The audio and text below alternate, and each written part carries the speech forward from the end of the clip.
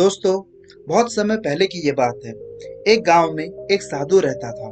वो साधु जब भी नाचता था तो बारिश होती थी। इसीलिए उस गांव के लोगों को जब भी बारिश की जरूरत होती थी तो वो लोग उस साधु के पास जाते और साधु से विनती करते कि वे नाचे।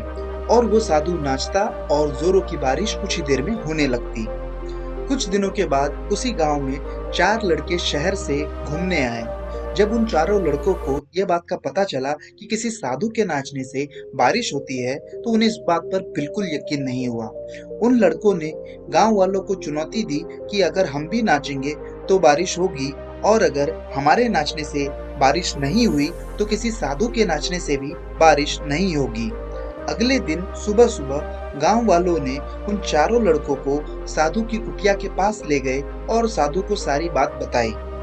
कुछ देर के बाद उन लड़कों ने नाचना शुरू किया। पहले लड़के ने आधे घंटे तक नाचा और थक के बैठ गया। फिर दूसरे लड़के ने भी आधे घंटे तक नाचा, थक के बैठ गया। इसी तरह तीसरे और चौथे लड़के ने भी 1 घंटे तक नाचा और थक के बैठ गए, पर किसी के समय बारिश नहीं हुई। अब बारी थी साधु बाबा की। साधु ने नाचना शुरू किया। 1 घंटा बीत गया पर बारिश नहीं हुई। साधु फिर भी नाच रहे थे।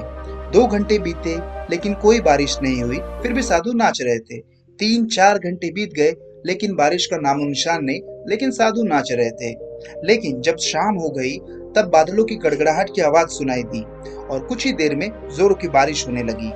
ये देखकर चारों लड़के दंग रह गए और तुरंत साधु से पूछा कि हे बाबा, भला ऐसा क्यों?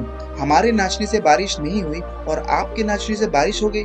साधु ने उत्तर दिया, बच्चों, जब मैं नाचता हूँ तो 2 बातों का खास ध्यान रखता हूँ। पहली बात तो ये कि मैं सोचता हूँ कि अगर मैं नाचूंगा तो बारिश को होना ही होगा, और दूसरी बात कि मैं तब तक नाचता हूँ जब तक बारिश ना हो जाए।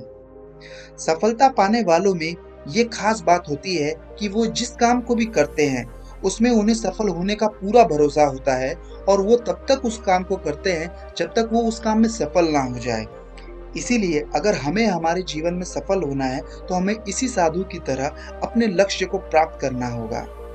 इस तरह की और कहानियां सुनने के लिए चैनल को सब्सक्राइब करें। Thank you.